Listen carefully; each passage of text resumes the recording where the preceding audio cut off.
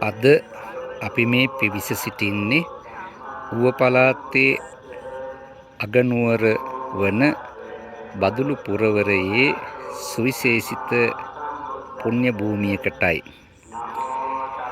ඒ තමයි ඌව පළාතේ හදවත බඳු බදුලු පුරවරයේ උස් කඳු මුදුනක් වන අලුගොල්ල කඳු මුදුනේ පිහිටි සමාධි බුද්ධ ප්‍රතිමා වහන්සේ පිහිටි පුණ්‍ය භූමියයි.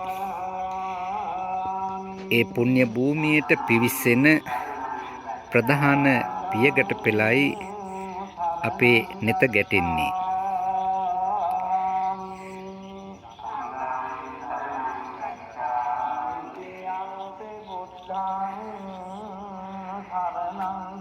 ඈතට මනරම්ව දිස්වන ඒ බුද්ධ ප්‍රතිමා වහන්සේ වැඳ පුදා ගැනීමට බැතිමතුන් පිවිසෙන මේ ප්‍රධාන පියගැට පෙළ තරණය කරමින් ඉහළට ගමන් කරනකොට අපට දක්නට ලැබෙන්නේ සුවිශේෂිත වූ අලංකාර වූ පරිසරයක්.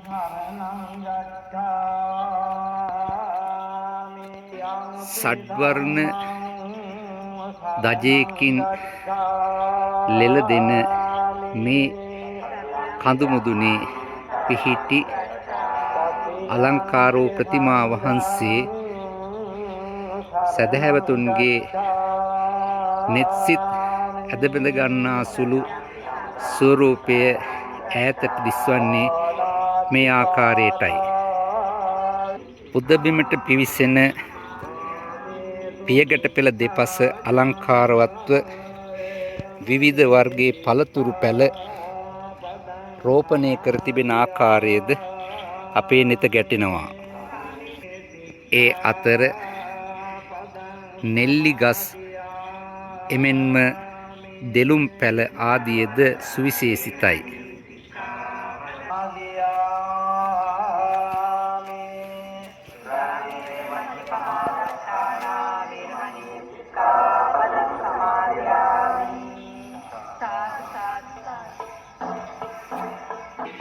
විවිධ පළතුරු වෘක්ෂයන්ගෙන් සැදුම් ලද මේ පුණ්‍ය භූමියේ රෝපණය කර ඇති දෙළුම් ගසක ගහ පුරාවට මල් පිපී පිරී ඉතිරී තිබෙන ආකාරයේද මගේ නෙත ගැටුණා.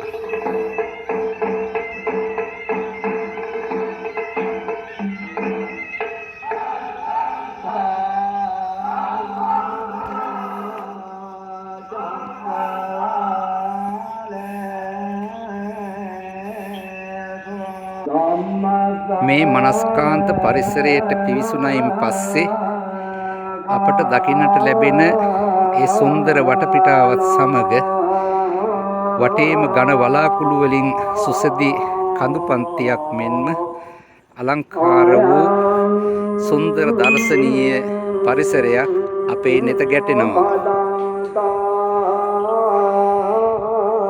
මේ උඩ මළුවේ සිට දකින විට බදුලු නගරය පහතින් දිස්වන්නේ මේ ආකාරයටයි. සතර දෙසින් වට වූ කඳු පන්තියට අමතරව වැවක් හා සමානව දිස්වන බදුලු නගරය තුල තියෙන සුන්දරත්වය අත්විඳින්නට මේ කඳු මුදුන සුවිශේෂිත වූ ස්ථානයක් බව නොකියාම බෑ. ඝන මීදුම් වලාවන්ගෙන් වටවුණු මේ කඳු පන්තියත් සමග මේ ප්‍රතිමා වහන්සේ නිර්මාණය කර තිබෙන සුන්දර පරිසරය මනස්කාන්තව දකින්නට ඔබට ඉඩකඩ ලැබෙන්නේ මෙබඳු විවේකී පරිසරයක් තුලයි.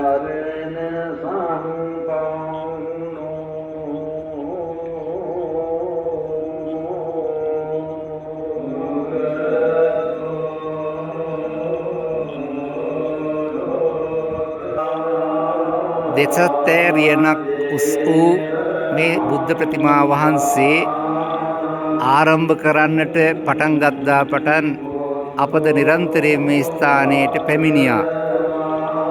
අද දවසේ මේ ස්ථානයේ ආරම්භයේ පටන් මේ ප්‍රතිමාව නිර්මාණය කිරීම සඳහා මූලිකත්වය ගත්ත අපේ කල්යාණ මිත්‍ර සෝමදාස මහත්මයා අපේ ආදරයට අමතන සාන්ත අයියා අපට මුණ ගැහුණා. අපි එතුමත් එක්ක චුට්ටක් කතා කරමු මේ බුද්ධ ප්‍රතිමා වහන්සේ නිර්මාණය කරන්න ගත්ත වෙහෙස මහන්සිය කොයි වගේද කියලා. සාන්තය අපට කියන්නකෝ මේ විහාරස්ථානය ආරම්භ කරන්න කොයි වගේ මහන්සියක්ද ගත්තේ කියලා. මුලින් ඉඳලා මේ කටයුතු ඔබතුමා තමයි මුලින්ම සම්බන්ධ වුණේ. මට කියන්නකෝ චුට්ටක් කොහොමද මේ කටයුතු ආරම්භ වුණේ කියලා. තිරුවන් සරණයි. මෙම මහඟු කර්තව්‍යය අපි ආරම්භ කරේ 2016 පෙබරවාරි 11 වෙනි දින. මෙය නිර්මාණය කරනු ලබන්නේ බදුල්ල බෞද්ධ සංගමය මගින්. මෙහි මූලික කටයුතු 2024 අවුරුද්දේ අවසන් සීලෝම වැඩ කටයුතු අවසන් කළා. 2024 වර්ෂයේ ජනතාව වෙනුවෙන් සත්කාර කිරීම සඳහා නිරාවරණය කරා. මේ නිර්මාණය කිරීම සඳහා කෝටි 3 මාර්ග මුදලක් ජනතා පරිත්‍යාගයෙන් වියදම් කළා තියෙනවා. මීට අමතරව මේ අක්කර 2 පළතුරු සහ ඖෂධ වවලා තියෙනවා. මෙම කටයුත්ත ප්‍රදේශවාසී ලංකාවාසී ලෝකවාසී සීලු දෙනාගේ ධනපත්‍යාගයෙන් තමයි මේ වෙනකොට නිර්මාණය අවසන් කළ තාමත් දර්ශනීය පිළිමාංශේ නමක් ඌව පළාතේ විශාලතම පිළිමාංශේ වන ක්‍රියාන් 72කින් මෙය සමන්විත වේ. බොහොම ස්තුතියි සාන්තయ్య. මේ කර්තව්‍ය ඇත්තටම අපේ බදුල්ල පුරවරයට මහත් ආලෝකයක් වෙනවා. මම හිතන අද දවසේ අපේ විහාරස්ථානවලටත් ලොකු කලඑලියක් මේ පුණ්‍ය භූමිය තුලින් ලැබෙනවා. ඒ නිසා මේ වගේ ස්ථානයක් රැකගෙන යන්නටත් ඔබතුමාට ශක්තිය දැර ලැබේවා කියලා අද දවසේ ආශිර්වාද කරනවා. මනරම් කඳු පන්තියකින් සුසදී මේ පුණ්‍ය භූමිය වටාම දක්නට ලැබෙන්නේ මීදුම් වලින් සහිත මහා ඝන වනාන්තරයක් බඳු කඳු පන්තියයි. සිව් දිගින්ම එක හා සමානව පෙනෙන මේ කඳු වලල්ල තුල අපට දකින්න ලැබෙන සුන්දරත්වය අත්විඳින්නට ඔබ සියලු දෙනාටද මා ඉතාමත් ගෞරවයෙන් ආරාධනය කරනවා. බදුල්ල නගරයේ සිට අලුගොල්ල දක්වා දිවෙන බස් රථ වලින් හෝ පෞද්ගලික වාහනයකින් පැමිණ මේ සමාධි අරණට ඔබට පැමිණීමට හැකියාව ලැබෙනවා.